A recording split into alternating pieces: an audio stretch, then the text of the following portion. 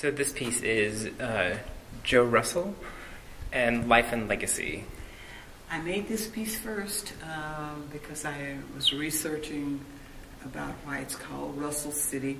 And so you can see that it's a mix of styles. This part in here is a bit more contemporary, but I wanted to also show like sort of standard quilting. So this looks like you might find a more traditional quilting with the houses, and this looks like patchwork, which is the traditional quilting is patching. And I enjoyed working on his face, so I'm working on creating pictorial portraits. Okay, and it's fun finding fabric that I could use for his hair and his beard that would be light enough and would kind of fit in with his waviness of his picture. Because this, and then it's almost like I'm being a kid.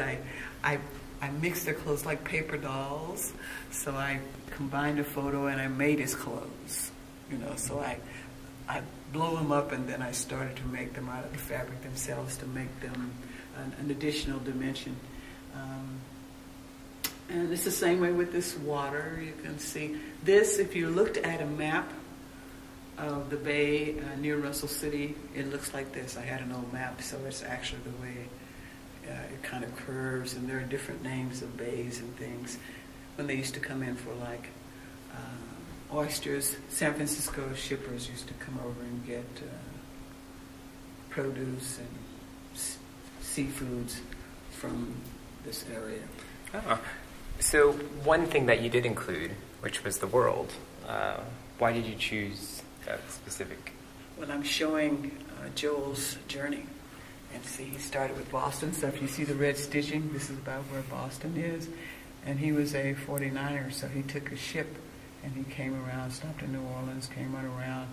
And this is treacherous down here, you know, Tierra del Fuego. And then he came on to San Francisco.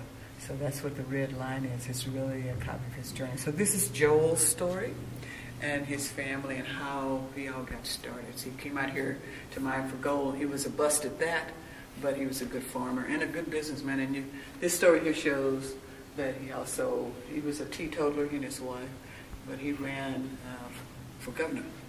Yeah. So I was able to find old newspapers.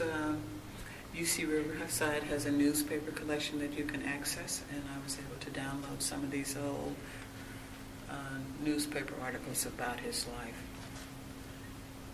So that's what this is about, and his story and his adventures. So I liked looking at what the old houses might have looked like and the old barns. The balance is to put enough in there, but not so much that what I always call having your eyes crossed, because there's just too much stuff in there. So it needs to have a little air to breathe.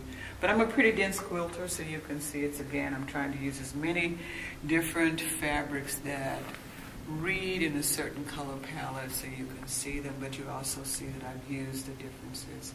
So that's part of the fun of it. Yeah, I definitely think you accomplished it.